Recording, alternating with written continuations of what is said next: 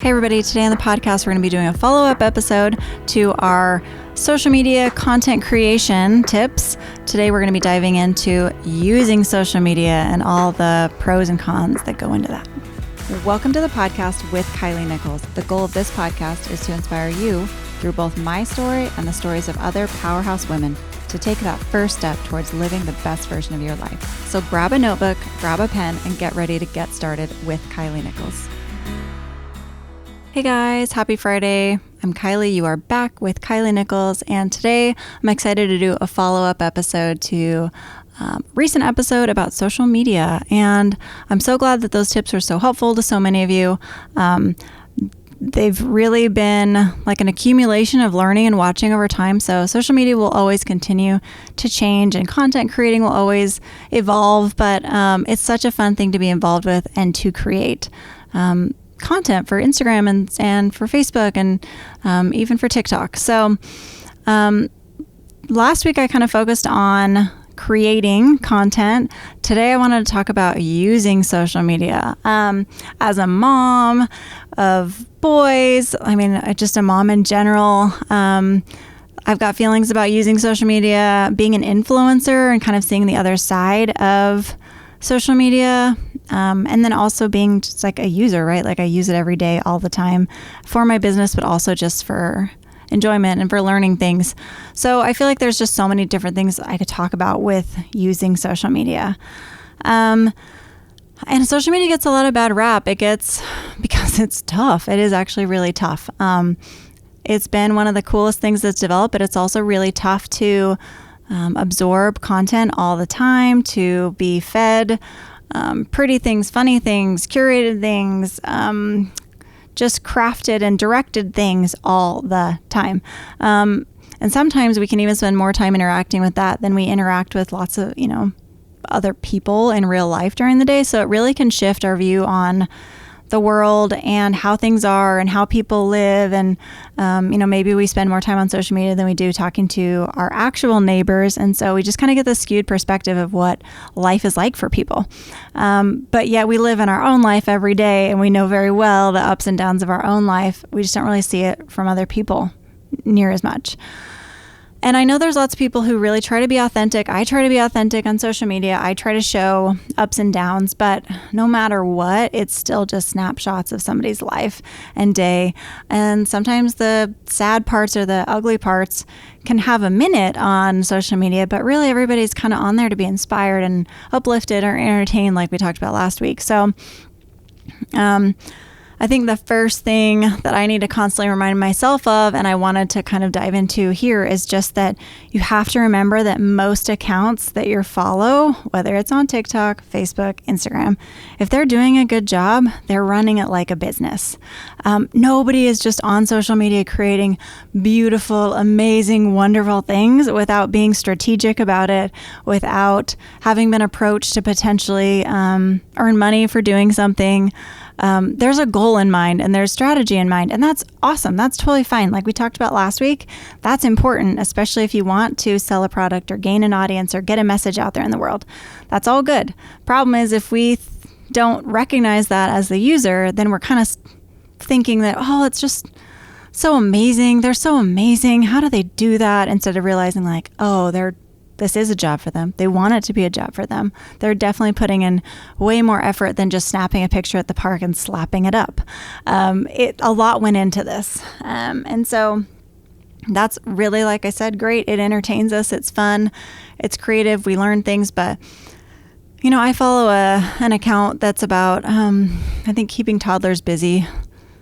Probably could look that up on Instagram, and that's maybe what it's called. And it's really, really great. She has a huge following because she posts these amazing tips, like the funnest things that you can do with kids, like just putting pom-poms in like a pool, like a mini pool, and just like letting toddlers play with wet pom-poms that are all different fun colors. Just really creative ideas. But I know that like she's developed this account over time. She has a schedule that she tries to post these ideas on. She gets paid for different things at this point. So if I were to compare myself as a mom of a toddler and be like, well, why don't I do all these fun things? Why don't I have all these good ideas? Why don't I to post these cute activities? Like, she's so much better of a mom than me. then it's just kind of looking at it the wrong way. And she's doing it as a business. It's her skill set. She's awesome at it. But that is, I would have to be putting in the same amount of effort and work and all of those things that she is in order for me to have the same looking account. So I think that's probably the hardest thing about social media, is that you can have content creators that are real intent on creating amazing content, but then anybody can also just have an Instagram account, post pictures. And so there's this mix of like Olympic level and then like regular people. And it's just like, there's a disconnect here. If I have an account where I share photos, I just don't feel like I measure up to all the other things in my feed. So I know we all know that, but I forget it all the time myself too. I compare myself all the time. And that it's really the comparison part of social media that we all know is so dangerous. But, even myself, if I have a feed that I try to spend time on, I try to post nice pictures, I try to be intentional and thoughtful, but I only have so many hours in the day, and I have other jobs that I do, and I have a company to run, and I'm a mom and all those things. And so I'll look at other people who also post style content or content like me, and I think, wow, how are they so much better than me? How is this so much better? How did they create this cute video and have time for that? But basically ignoring the fact that it's not my main focus to have this social media be my full-time job. For many people it is, which is great. So I think just continuing to reframe what we're looking at and be like, okay, remember, this is for inspiration, this is for entertainment, this is education.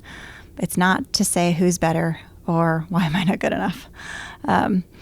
And that really leads me to the next point, which is that I think you should really try to curate your feeds, who you follow anywhere, to be something that fills you up and inspires you. I like to follow accounts that educate me on things that I'm not as smart about, or I want to continue to learn more about, I should say. I like to follow maybe some sites that post or accounts that post really good deals, or I like to follow really beautiful high-end style accounts and just get inspiration and feel like, oh my gosh, what a cool outfit that they put together, or street style or runway fashion. Those are all things that I enjoy seeing. And Soren, my husband, he follows, I think there's an account called Earth, and it really has amazing photos. And he loves following this account about Iceland and pictures of the volcanoes and things. And he also follows a ton of accounts that are baseball clips and baseball coaching things, because he enjoys that. So obviously you can have your account full of plenty of things. Things that I don't follow anymore so much is I don't follow tons of influencers that are similar to me, just because I know that I can get caught in this comparison thing. I follow some, I have friends with some, but I just don't, I unfollow the ones that I don't have a real connection with that usually trigger comparison thoughts for me. Even on Facebook, I would say you can weed through who you follow there or who you're friends with, depending on the content that they post and whether it fills you up or it drains you. And then TikTok is a whole nother thing. I'll get to that in a minute, but you don't even have control over the people you see and follow on there. So one of the many reasons I don't love TikTok, but anyways, so I would really encourage you to only follow the people who fill you up, and you'll find yourself walking away from social media in a much better place. Speaking of walking away from social media, many of us do not hold ourselves accountable to time limits on it. It is our default, open up, turn on, swipe through, little dopamine hit. We don't even know we're doing it. It's been programmed that way. I know many of you have watched the Netflix documentary about social media, and so I don't need to go through all of those things, but it has been programmed and built and planned in a way that keeps it almost impossible for us to not touch it and go to it as our default. I'm guilty of it too. So as you consider being a user of social media, remember that you can hold yourself accountable to time limits. If you want to hold your kids accountable to time limits, you're going to have to hold yourself accountable to it too. It's just modeling good behavior. And there's a reason I would want to hold my kids accountable to time limits. I don't even let them on social media right now, and I don't know when I ever will. But once it comes to that time, setting guidelines and boundaries is really important. Another thing about being a social media user is you don't have to just consume. You can contribute as a user. So you don't have to be posting content in order to contribute to the overall good. we know social media can be used for good or for evil. So making comments make my day. I love when people comment on my content. So I know that it is a boost for other people when I leave comments for them. Sending a thoughtful DM, watching a story and responding, even just leaving an emoji, but just trying to really like show appreciation for the people who are creating things can feel really good. It's that kind of like gratitude and interaction and creating a relationship. So I mentioned Snapchat a little bit earlier. I primarily use Instagram and Facebook. I like Pinterest. I don't use Snapchat. I do like Reels, obviously. They're entertaining. And Instagram has not adopted the same format of Snapchat. I really think the format of Snapchat is incredibly dangerous. I think it preys on our inability to stop ourselves. It's like just candy. It's constant. It will just swipe to the next video, next video, next video. Like you have to consciously step out of it. And it's really hard to do because it's just the length of the video, the music, the movement, like the ones they show you. So because they've, the algorithm has learned you, like to me, it is also dangerous. I know that it's fun and I know that there's some good content out there. For me, it is just really not my favorite. I really think that the bad kind of outweighs the good, especially for kids and teenagers. I would never want to give them that. To me, that's like unlimited access to video games or unlimited access to just eating candy, all that, like no real meals. We're just eating candy from now on. I just wouldn't want to give them that tool that takes away like all self-control. That's kind of what I feel like the intention of TikTok is to do. So that's not one that I use. And I think, if you use it, then I think you just have to be aware that there are forces at play and there are designers at play that are preying on you. And they're going to keep you on it as long as possible. And I think TikTok is the most, effective format to keep you on social media for as long as possible. So, that's kind of my rant on TikTok. I think, as far as being a mom with social media, I'm a mom of boys, which will have its own problems. I think social media is really hard for boys and it's really hard for girls. And I think it's hard in some ways in similar ways with bullying and with comparison and with confidence.